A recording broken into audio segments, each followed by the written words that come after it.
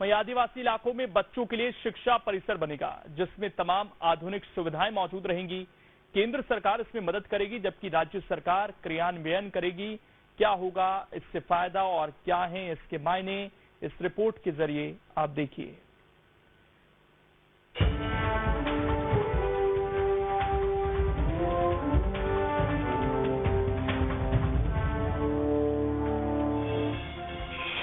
आदिवासी बच्चों की पढ़ाई होगी बेहतर, प्रदेश स्तर पर बनेगा शिक्षा परिसर।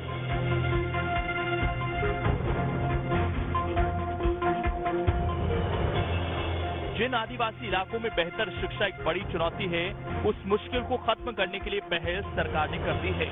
बताया जा रहा है कि आदिवासी बच्चों के लिए शिक्षा परिसर बनेगा। एक ही कैंपस में सारी सुविधाएं रहेंगी।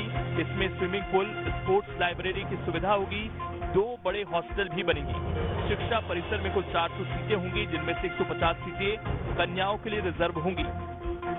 क्योंकि इसमें प्रदेश स्तर के बच्चे पढ़ेंगे, लिहाजा प्रतियोगिता के जरिए ही प्रवेश का प्रावधान होगा, ताकि शिक्षा परिसर की गुणवत्ता बेहतर रहे। दाखिले के लिए राज्य स्तरीय परीक्षा पास करनी होगी। रैंकिंग के आधार पर ही बच्चों को प्रवेश मिलेगा। आदिवासी विकास बजट जो मध्य प्रदेश का 2003-04 में 286 करोड़ था, वर्तमान में 1594 करोड़ है। पैसा एक्ट को लागू कर दिया गया है। रानी कमलापति, बिरसा मुंडा जी, टांट्या भील जी ऐसे उस समाज के प्रतिमानों को, गौरवों को स्थापित करने का एक ईमानदार प्रयास किया, जो पूरे देश ने सराहा। अब उस समाज से निकले हुए बच्चों को मुख्य धारा से जोड़ने के लिए शिक्षा का स्तर भी हमें उत्कृष्ट हासिल करना है। उसके लिए शिक्षा परिसर बन रहे हैं, ताकि वह समाज डॉक्टर बन सके, इंजीनियर बन सके, आईएएस में अपनी सहभागिता कर सके, और वही इस समाज की समग्र विकास की एक अवधारणा को पूर्णतः साबित करने वाला एक प्रयास है। अब 1 अरब रुपए की कोई एक शिक्षा का बड़ा योजना या परियोजना लेकर जो आ रही है भाजपा सरकार, वो सिर्फ कि आगामी चुनाव में दिखावा किया जाए कि आदिवासी भाई बहनों के साथ में भाजपा है, लेकिन बिल्कुल भी नहीं है। मैं आपको बताना चाहता हूं कि ग्वालियर चंबल अंचल में देखेंगे आप, उटीला में और अन्य क्षेत्रों में, यहाँ पे घाटी गांव में इस प्रकार के पहले से ही विद्यालय बने हुए, जिनमें आज मवेशियां पल रही हैं। जो बच्चों के लिए पैसे आते हैं, छात्रवृत्ति आती है, उसकी बंदरवांट हो जाती है, और धरातल पे आप देखेंगे कुछ भी नहीं होगा। जब तक इस प्रकार के संस्थान सेल्फ सस्टेनेबल नहीं होंगे, तो मुझे लगता है सिर्फ और सिर्फ ये एक तरह से दिखावा ही होगा। अब सवाल है कि आखिर इसके पीछे क्या मकसद है। तो दरअसल आदिवासी इलाकों में कई तरह की योजनाएं चलती हैं। छात्रवृत्ति की सुविधा सभी को नहीं मिल पाती। ऐसे बच्चों को आगे लाने की कोशिश है। एक ही कैंपस में शिक्षा और खेलकूद देने की योजना है।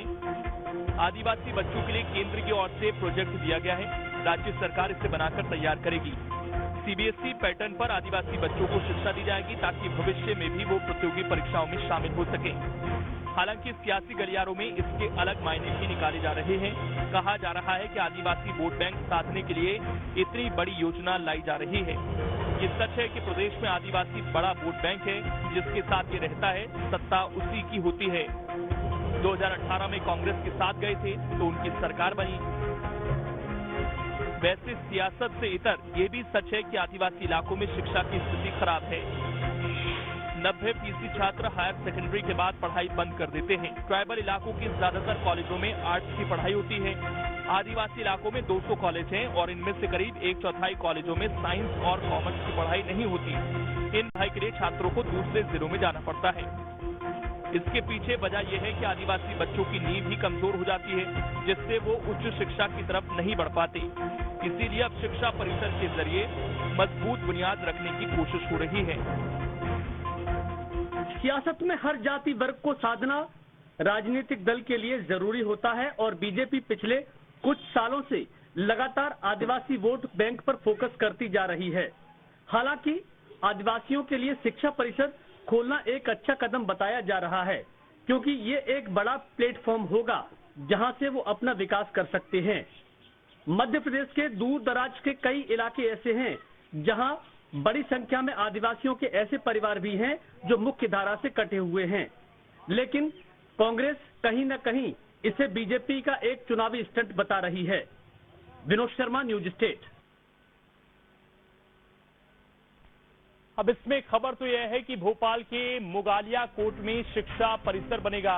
इसके लिए 30 एकड़ जमीन की मांग की गई है। इसमें आदिवासी बच्चे बड़ी परीक्षाओं के लिए तैयार हो सकेंगे। बात छत्तीसगढ़ की करेंगे।